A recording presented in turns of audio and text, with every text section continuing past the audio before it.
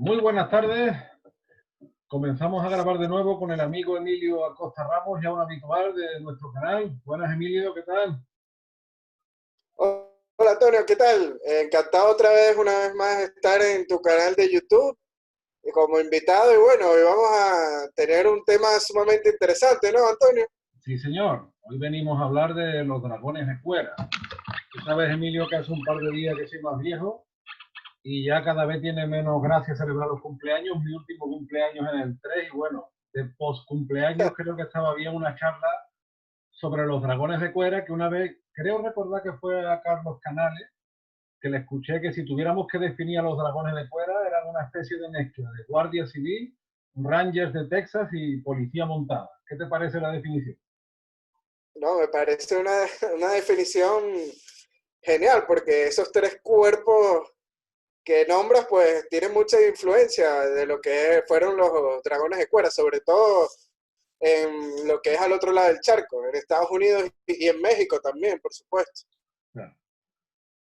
Los dragones de Cuera, estamos hablando de unas tropas de élite, de unos soldados que se asientan en el virreinato de la Nueva España y sin embargo su expansión, su labor de asegurar y expandir la frontera, pues abarca buena parte de México y de los actuales Estados Unidos, un territorio que entonces pertenecía a la monarquía hispánica como virreinato y que ellos, si bien es cierto que este cuerpo que hablamos tiene mucho predicamento en el siglo XVIII, viene de una cultura muy anterior, que en la península ibérica, como tierra de frontera y como tierra de guerra entre moros y cristianos, se forma esa cultura a caballo, ¿no? Esa cultura de prácticamente de centauros, de campesinos soldados, de frontera.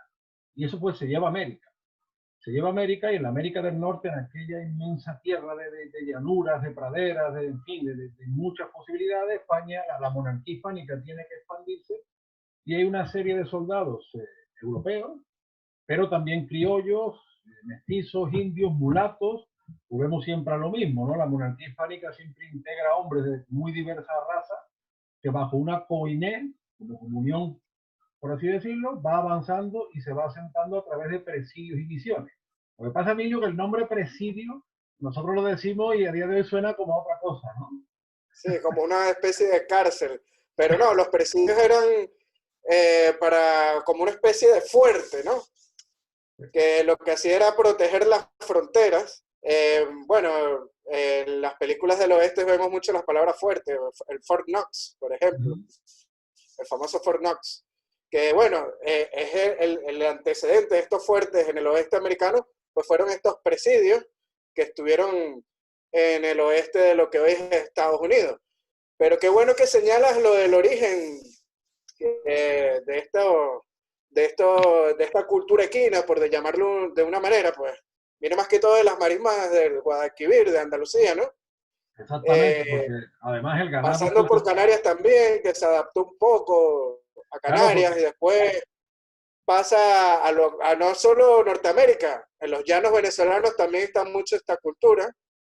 Los dragones de cuero eran famosos por ser lanceros, se hacían llamar los lanceros del rey, pues en los llanos pues también vemos los lanceros, la figura del lancero, que en la guerra de independencia en Venezuela pues fue muy importante esta unidad montada, por llamarlo de alguna manera. uh -huh. Hablamos hace poco de los llaneros y los lanceros con bobes, Sí, en un video que hicimos juntos hace poco. Y bueno, y también más al sur, si nos ponemos a ver los famosos gauchos, lo que es la Patagonia en Argentina, toda esta zona del sur del continente, pues también vemos una cultura muy similar pues, a la que se ve con los vaqueros en el Norteamérica. exactamente. La famosa cultura western, ¿no? Uh -huh. Por Así es, llamarlo de igual. alguna manera, que es Lo una mismo se copia ve en de la Perú cultura con el española. chalán, lo mismo se ve en Perú con el ¿No? chalán, en Chile con el guaso. Y además la base ganadera que utilizan los dragones de cuera son los caballos mesteños. Tú antes mencionabas las marismas del Guadalquivir. Y ellos llevan los caballos mesteños, los famosos Mustang, y la vaca mostrenca, que también parte de Doñana, de ese rincón de la Andalucía Atlántica, donde el río Guadalquivir desemboca y parece que une las actuales provincias de Sevilla, Huelva y Cádiz. Y la vaca mostrenca, luego de estar mucho tiempo en las Islas Canarias, como pasa a Texas. Entonces, claro, estamos hablando de una cultura completa que viene de la Edad Media ibérica, que se acriolla, por así decirlo, y como tú dices, pues reproduce un esquema, un patrón parecido, bueno, una figura del charro mexicano, la figura del rodeo, y al fin y al cabo es lo que tú dices, este es el western, este es el cowboy, este es el antepasado de todo eso que se vive hoy en Estados Unidos. Yo lo que me pregunto, Emilio, ¿por qué de esto no se han hecho películas, no se han hecho series, no? ¿Por qué? Bueno, déjame decirte que hay una serie muy famosa, El Zorro, y ahí salen los dragones de cuera. Bueno, pues verdad. El dragón de cuera más famoso es el Sargento García y el Cabo Reyes. verdad, valga la excepción. Pero bueno, es la única excepción, que de paso no lo ponen muy listos, no, tampoco, pero bueno. La cuera pero por su gracia. característica, la cuera por su característica chaqueta, ¿verdad? Sí, eran siete cueros que se ponían en esa chaqueta y utilizaban un escudo que era de piel de búfalo. Bueno, búfalo es la palabra en inglés, deriva de la palabra en inglés porque bisonte en francés, pero la palabra correcta en español es cíbulo. Sí, señor, ¿verdad? Que de ahí viene también la leyenda de las 7 ciudades de Cíbola. Cíbola. En Norteamérica, que en el sur es El Dorado, pues en Norteamérica estaba la leyenda de las 7 ciudades de Cíbola, que eran ciudades llenas de oro y tal. Bueno, la Cíbola viene de los cíbolos, que eran estos bisontes o búfalos. Pero bueno, para no irnos para otro tema, pues estos escudos estaban hechos de esta piel de búfalo, pues vamos a llamarlo búfalo porque es la palabra más popular conocida. Y muchos de estos escudos tenían valga la redundancia, el escudo de España. El escudo con las columnas de Hércules, el escudo que se solía usar al otro lado del charco. Claro, la columna de Hércules, la Castilla y León y la flor de lis. Correcto. Claro, y en el medio el círculo borbónico, que era en aquella época la dinastía que gobernaba el Imperio Español. Pues estamos ya hablando ya del siglo XVIII. Claro, y es bueno que tú menciones el tema del escudo, que son las llamadas adargas, que hay un antepasado en la época, los llamados los andalusíes, es decir, los moros ibéricos, utilizaban un escudo muy parecido, de otro material, porque aquí en la península pues no había esa clase de búfalo, pero como decimos, todo este movimiento de la Edad Media Ibérica se acriolla, y entonces estos soldados de cuera o estos dragones de cuera que van siempre a caballo entre fuertes y misiones, pues forman sus propios escudos recreando una tradición que viene de mucho antes. Tú antes mencionaba a Emilio Los Llanos y es curioso porque Borja Cardeluz, periodista, investigador que es miembro de la Fundación Civilización Hispánica, siempre dice que él se quedó impresionado cuando visitó Los Llanos, que unen Venezuela y Colombia, porque el paisaje le recordó muchísimo a las marismas del Guadalquivir. Entonces, de repente, en América del Norte, cuando uno va avanzando desde México hacia más al norte, también tenemos un paisaje parecido, ¿no? Entre los caballos y las vacas que llevan los españoles, que se encuentran allí los bisontes también, ¿no? Bueno, yo diría que Los Llanos sí es más parecido a las marismas porque es zona pantanosa. En Los Llanos hay muchos ríos con caudales inmensos, como puede ser el río Meta, por ejemplo. Pero ya en Norteamérica, pues tenemos pocos ríos caudalosos. Creo que nada más el Colorado es el único así caudaloso que puede la zona. Es una zona más desértica. Pero ¿qué tienen en común estas dos zonas? Las llanuras, extensas llanuras y kilómetros, que son excelentes para lo que es pastar los caballos, el ganado y todo este tipo de animales. Y por eso es que se adapta también esta cultura equina a estas regiones geográficas. Ahora, antes señalabas lo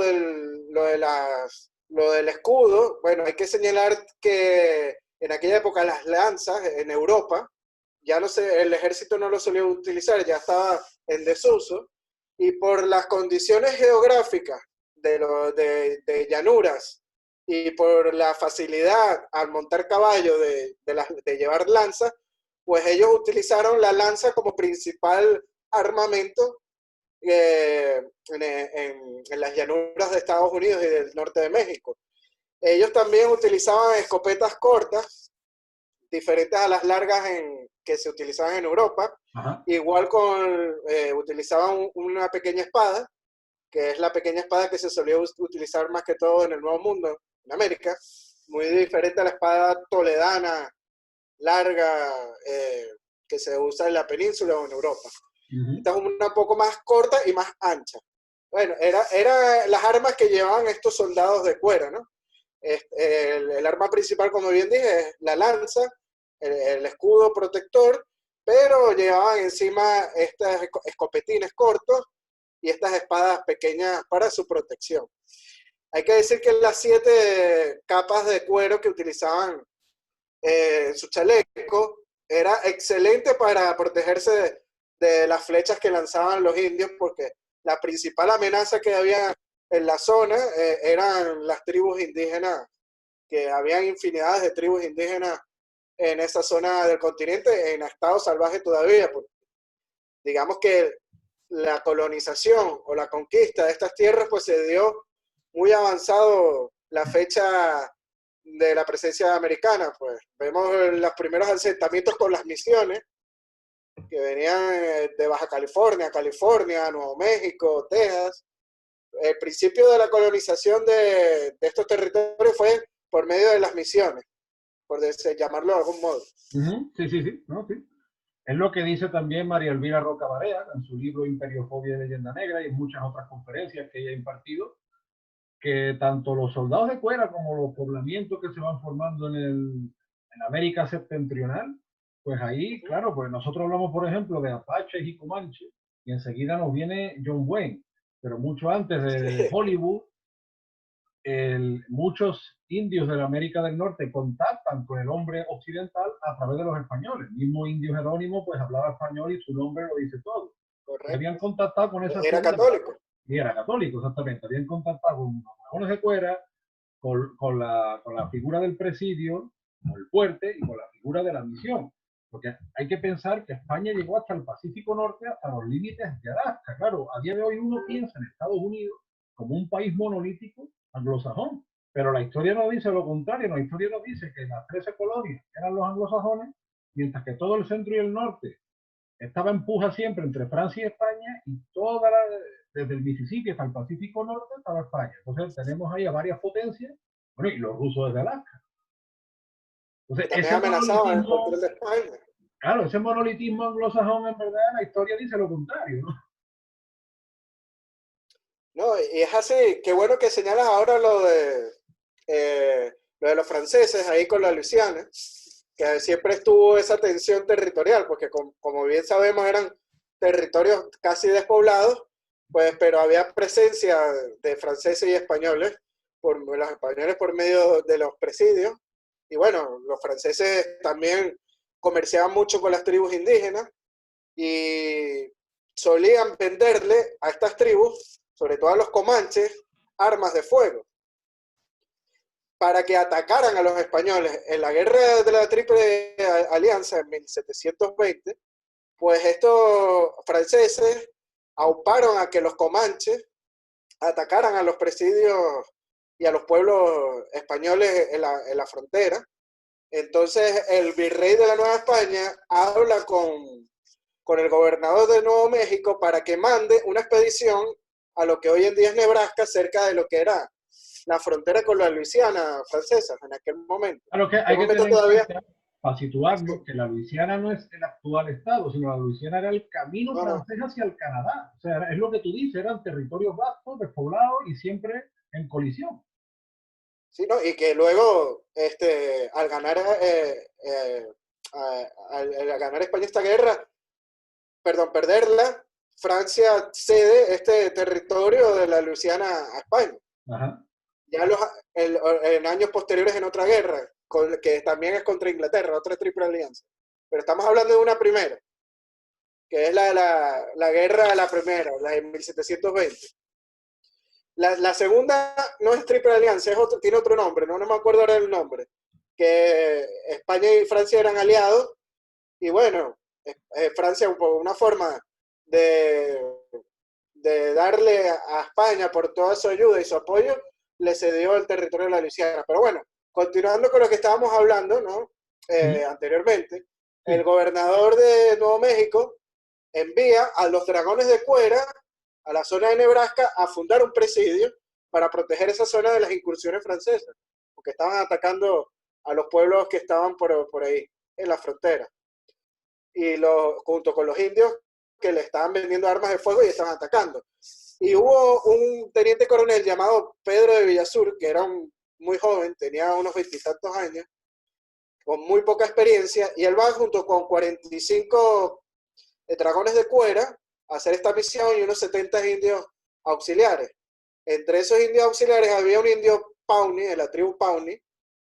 La tribu Pawnee es de la nación Comanche, Sí. que esa tribu pues era justamente la que estaba atacando, pero era ya un Pawnee hispanizado bajo la religión católica. Bueno, llegan a esta zona de Nebraska, empiezan a contactar a estos indios, mandan al indio Pawnee hispanizado para darle mensajes de hacer las paces, que ellos iban a montar un presidio y que no querían líos, ¿no? Resulta que el indio desapareció. A lo mejor lo habrán asesinado a este indígena y los indios se empezaron a mostrar hostiles, ¿no? El teniente coronel Villasur, al ver todo esto, los ataques que estaban teniendo, pues se vio en desventaja numérica y decidió la retirada.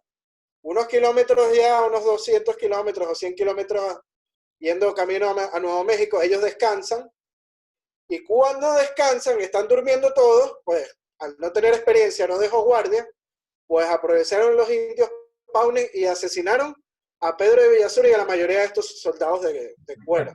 Bueno, la verdad que sí, fue Hubo una... pocos sobrevivientes y que pudieron regresar a Nuevo México. Así de fuerte fue esta defensa de la frontera para los dragones de Cuera. No, claro, era una vida al límite. O sea, era una vida, digamos, estresante porque era recorrer vastísimos kilómetros y volvemos siempre a lo mismo. España no tenía un ejército de millones de hombres. La monarquía hispánica, de hecho, pues se servía además de sus propios hombres en América, porque la mayoría de los dragones era gente nacida en América. Sí es verdad que había bastantes mandos europeos, no solo españoles, porque también hubo mandos irlandeses o incluso alemanes, italianos, que eso es otro, la presencia irlandesa en América del Norte, que todos lo asociamos ahora a Boston, ¿no? Sin embargo, ya empiezan a llegar bajo la monarquía hispánica, porque desde 1580 hasta principios del siglo XIX, muchísimos irlandeses sirven como soldados españoles y en España se les trató siempre como uno más, o sea, no hubo distinción, se destacaron mucho los tercios de Flandes y finalmente pues esta población llega a América, fue una población muy influyente. Hasta el siglo XIX, tanto en política como en ejército, encontramos apellidos irlandeses por multiplicar, ¿no?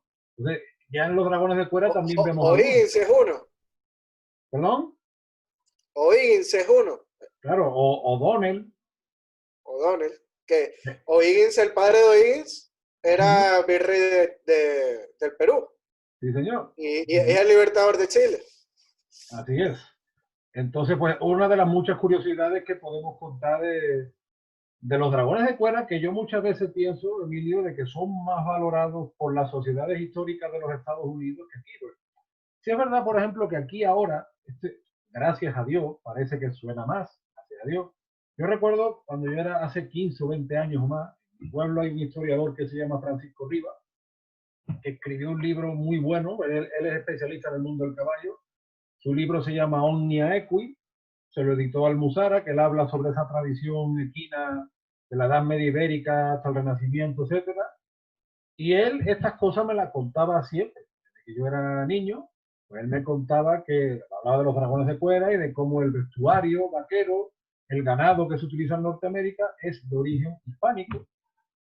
Y parece ser como que no le echaba cuenta a nadie. Ahora esto está un poco más de moda, pero yo me acuerdo de mi paisano, el historiador Francisco Rivas, o sea, que había gente que ya lo veía. Y luego, bueno, hubo libros hace años, como antes mencionamos a Carlos Canales, que con Fernando Martínez Laín escribe Banderas Lejanas, que es un muy buen libro sobre toda la epopeya española en Norteamérica, donde no es un libro exclusivo sobre los dragones de cuera, pero sí se habla como ellos de tal. Pero que me da la impresión a mí de que esto parece ser que interesa más en Estados Unidos que en la propia España. O no es así? Bueno, como suele ocurrir no solo en este caso, con muchos otros casos. España siempre se ha centrado más que todo en su historia en la península y en Europa. Europa, en la historia con los tercios, sí es muy bien estudiado en España. O la de Italia, en Nápoles y Milán. Pero lo que es la historia americana se centra en pocos capítulos, tal vez la conquista de México, la de Perú, pero más de ahí no va. Y fueron 300 años de presencia española en el continente americano y hay millones y millones de historias interesantes como esta de los dragones de Cuera, que a mí me parece una historia súper fantástica y maravillosa, porque vemos el éxito que ha tenido las películas western o del oeste en la cultura pop, por llamarlo de alguna manera, hoy en día en Occidente, y no solo en Occidente, en Oriente también, hay muchos japoneses que son fanáticos de estas películas del oeste, ¿no? Y España no ha sabido explotar esta parte de la historia, porque como bien decimos, todo el inicio de toda esta cultura viene de España. Exactamente. Viene además de una época muy concreta de España como cultura de frontera. En ese sentido, por así decirlo, nos parecemos un poco a Rusia con toda la diferencia, porque Rusia también ha sido una gran tierra de frontera. Pues España ha sido de hecho la frontera que ha salvaguardado Europa. Si en Europa a día de hoy no se habla árabe o no se habla turco, es por España. No es por Suecia, ni por Inglaterra, ni por Bélgica. La batalla de Lepanto. Exactamente. Bueno, no, y la batalla de Lepanto, por supuesto, pero en la misma Reconquista, desde que don Pelayo vence en Covadonga, crea un poco de resistencia que, digamos, entre comillas, distrae a los musulmanes, porque los musulmanes quisieron atravesar los Pirineos, como Aníbal, ¿no? Llegando hasta Roma, y ese foco de resistencia fue algo molesto que los tuvo ahí, entre comillas, entretenido, utilizo esa palabra, y que no les permite avanzar. Por supuesto, en el este estuvo Bizancio también, ¿no? Bizancio, que de hecho, fíjate tú que España se convierte un poco en ese papel del mundo bizantino, lo hereda España, por así decirlo, en el siglo XV. Y además un papel muy universal que desarrolla pues desde el Pacífico Norte hasta los confines de la Patagonia. O sea, por eso el español es una lengua continental que la podemos hablar hoy en día desde Miami hasta Ushuaia. Inclusive en Guinea Ecuatorial o en Filipinas, que siempre Claro, nos olvidamos de ellas. sí que es verdad, sí que es verdad.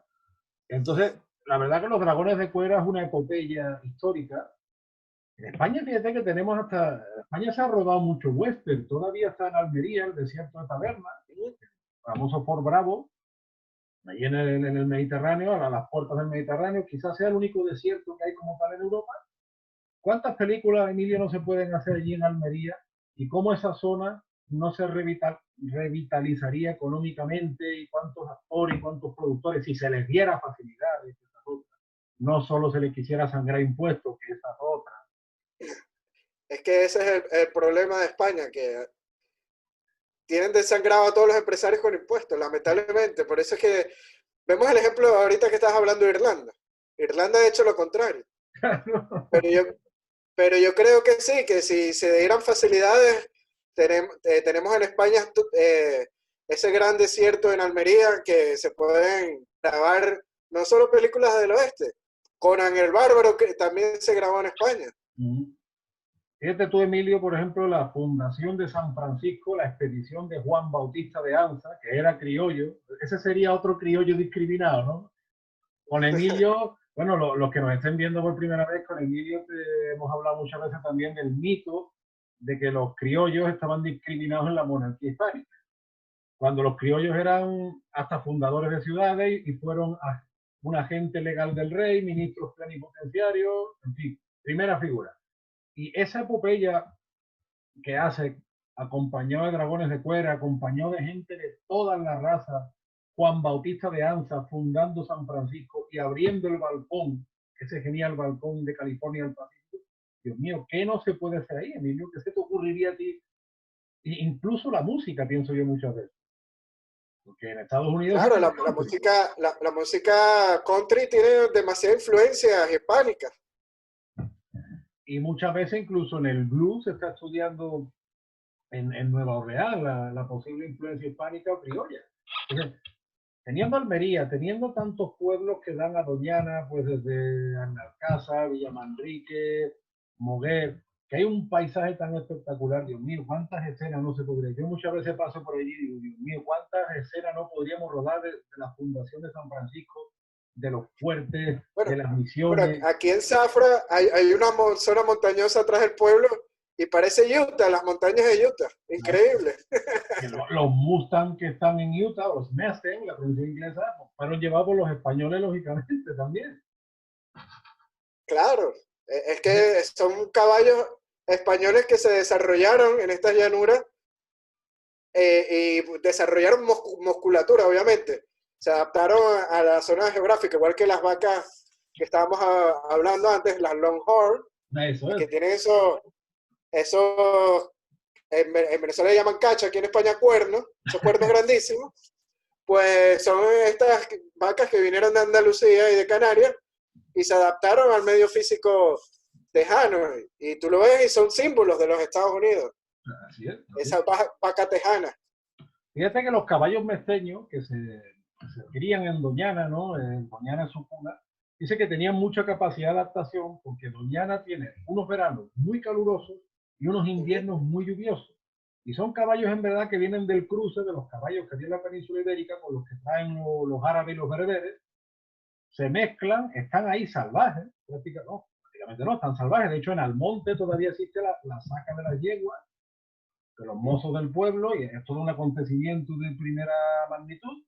Van, y en Galicia también, con las rápadas de estas, van a coger esas yeguas que están en estado salvaje para iniciar la doma vaquera, que eso es otra cosa igual, la doma vaquera, todo eso que vemos en Estados Unidos procede de la misma zona y de la misma cultura. Y claro, los caballos mesteños, en su origen, ya son animales que tienen mucha capacidad de adaptación por el medio del que salen. Porque aquí vivimos climas muy rigurosos. Entonces, claro, lo que tú dices, llegan allí, se adaptan al medio, desarrollan musculatura, pero siguen manteniendo, digamos, su arquetipo. Y otra cosa que es la doma vaquera, que es que eso es algo también perteneciente aquí y que desarrollaron los soldados de cuera, porque no solo fueron, digamos, soldados, sino que fueron ganaderos, fueron guías, fueron constructores, pues teniendo que vivir al día prácticamente, hostigados completamente por tribus muy belicosas. Entonces, ¿qué hacen? Que no estamos haciendo películas todos los días de eso.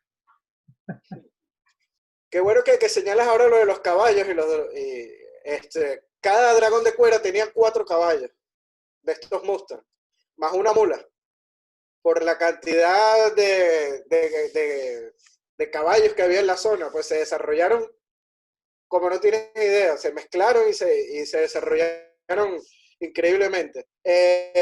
Y la mayoría de los ataques de los indios a los presidios o a los pueblos era para robar estos caballos.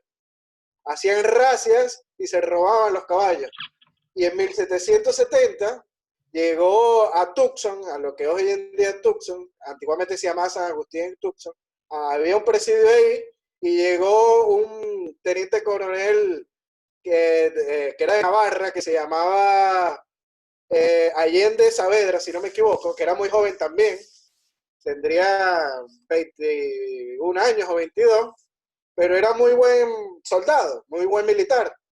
Y él vio al llegar a Tucson este problema de cómo los indios, estos eran los indios apaches, atacaban a la población y robaban estas racias. Y ellos siempre trataron de defender a Tucson de este tipo de ataques. Y los derrotaron muchísimas veces a los indígenas, y los indígenas se fueron pacificando poco a poco, porque vieron que los españoles eran pocos. Por ejemplo, eran 30 dragones de cuera contra 500 o 1000 indios apaches. Imagínate la diferencia que había de número. O sea, bueno, una de las primeras cosas que hizo Allende Saavedra al llegar a Tucson fue fortificar la ciudad con muros de adobe, que era el material pues, el que se solían construir estos presidios y estas misiones, y para poder proteger de los ataques. Pero ya bueno, al final del siglo XVIII, estos indígenas apaches se fueron integrando a la sociedad hispana, como bien hemos dicho, Jerónimo es un ejemplo, se fueron hispanizando, recibieron la religión católica y fueron ingresando a estos pueblos y misiones como puede ser la de San Agustín de Tuxtla. No, claro, y finalmente la monarquía hispánica siempre contó con grupos de indios aliados. Sin ellos, y que hecho muchos eran guías y colaboradores de los dragones de Cuera. Sin ellos nunca se podría haber hecho toda esta epopeya. Los llamados indios auxiliares. Claro, los llamados indios auxiliares, y también incluso gente que había nacido en el Caribe, gente que había nacido en Europa, y toda esta epopeya es que es parte de, al final te das cuenta, es la forja de una historia universal, que todavía está viva, o sea, que no hace falta ser un erudito, porque esto se respira todavía, pues desde Estados Unidos hasta Argentina, no hemos hablado de los gauchos, y todavía en España está la saca de las yeguas en Almonte, las marismas de Doñana y la rapa de las bestas en Galicia. O sea, que esto es algo que está bastante vivo y que se respira. El Rocío. ¿Cómo? El Rocío, el famoso Rocío. Exactamente, allí es. Tú ves el Rocío y te sientes como si estuvieras en Estados Unidos, en el oeste de Estados Unidos. Todas las casas además con sus maderas para los caballos, o sea, es increíble. Y las calles de tierra como si fuera un pueblo del oeste. Así es.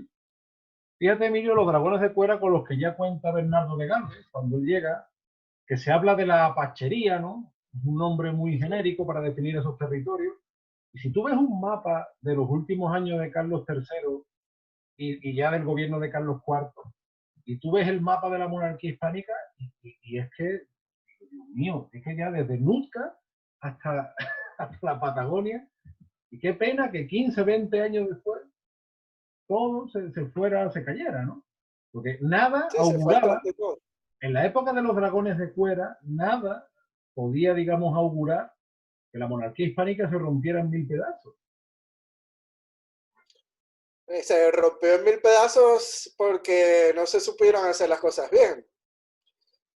Yo creo que el punto de inflexión fue cuando Carlos IV dejó entrar las tropas napoleónicas a la península. Sin duda, sin duda. Una vez llegado ese momento, entró el declive lamentablemente del Imperio Español. Un imperio, como bien dice, que los primeros años de Carlos IV y el reinado de Carlos III fue inmenso, totalmente inmenso. Era inmenso. Tú ves mapas, tú también lo has estado estudiando, yo lo estoy estudiando en relación con los avances que habían hecho los dragones de Cuera, que es una tropa de élite, como hemos dicho antes, los guardias civiles, rangers de Tesa y policía montada, ¿no? Que es inmenso el trabajo que se hizo con tan pocos hombres, pero con cuánta eficacia, con cuántas ganas, con cuánto tesón. Definitivamente era otro espíritu el que les guiaba.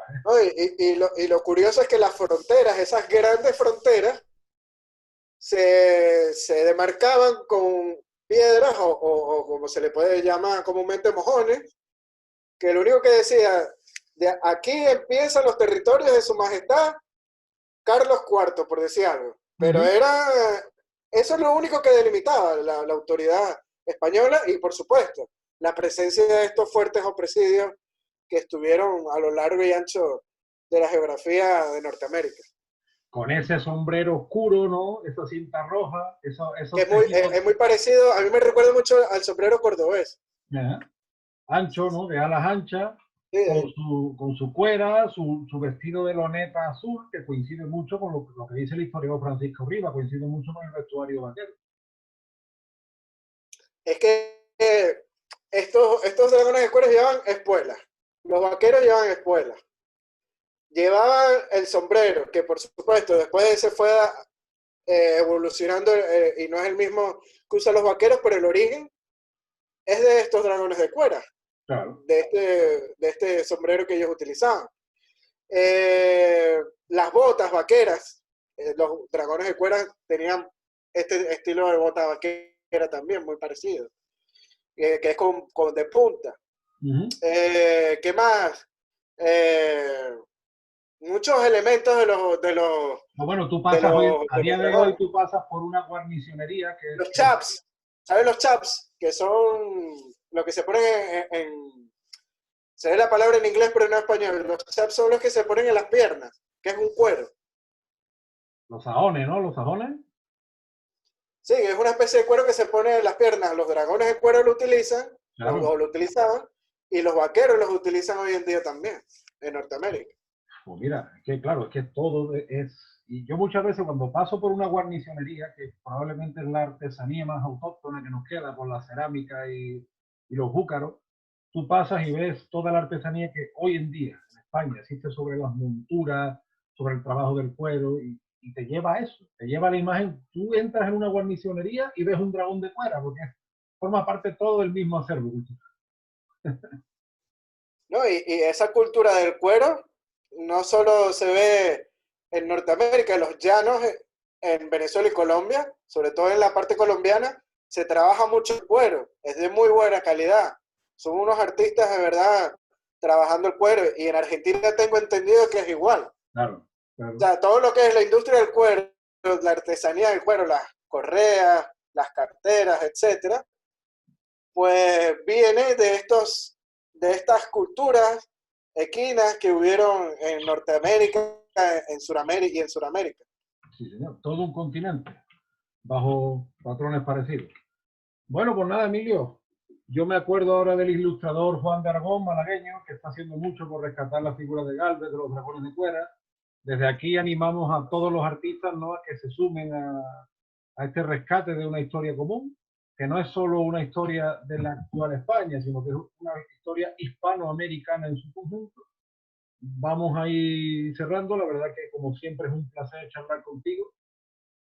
Y bueno, yo recomiendo lo que decía, lo voy a poner ahora en el enlace a nuestros espectadores, la bibliografía, los dos libros. Tú, Emilio, si tuvieras que destacar algo de los dragones de cuera, algo muy puntual, ya para ir cerrando, ¿tú qué dirías? Yo destaco la unión de razas, porque había hasta esclavos libertos o gente de color dentro de las unidades de dragones de cuero. Mestizos, indígenas, criollos y también peninsulares y canarios también, por supuesto, habían en estas tropas. Y eso yo creo que es muy importante de resaltar, la unión de ese pueblo hispánico. Que trasciende el color de la piel, trasciende el fenotipo y forja una gran cultura. Así es. Bueno, pues a ver si eso nos va animando, porque la verdad que sí, estamos viviendo unos tiempos muy raros, muy convulsos, y estas cosas siempre hay que buscar más cosas que unen que cosas que separan, ¿verdad? Sí, hay que buscar cosas que más que nos unan a que nos separen, porque si queremos tener un futuro fuerte, hay que estar unidos, no que nos queda de otra, de verdad. Y Tiene los que ser así. dragones de cuera son un arquetipo que yo creo que nos puede evocar esa unidad tan necesaria que nos hace falta. Sí, y tú ves, eran unidades muy pequeñas, de 30, 40 soldados, y defendieron con garra y hasta con las uñas, en inferioridad numérica, pues estos vastos territorios, y son un gran ejemplo a seguir, de verdad. Sí que es verdad. Pues nada, Emilio, muchísimas gracias. Desde aquí saludar a todos nuestros telespectadores y vamos armando próximas charlas, ¿no? Vamos armando próximas cositas, ya iremos adelantando. Seguro, yo encantado de verdad de estar siempre contigo hablando de estos temas. Es una pasada, como dicen aquí en España. Y bueno, siempre estamos a la orden, como siempre te lo comento, en Venezuela Colonial. Ayer publicamos un artículo tuyo sobre el Inca Garcilaso de la Vega, Muchas gracias. que es un video también de tu canal, el artículo, y muy excelente, ha tenido muy buena respuesta y me alegra mucho tener este tipo de colaboraciones contigo porque son demasiado geniales. Que no decaiga, que no decaiga, Que no querido. decaen, así mismo. Pues nada, Emilio, muchísimas gracias y hasta la próxima. Hasta luego. Hasta la próxima. Adiós.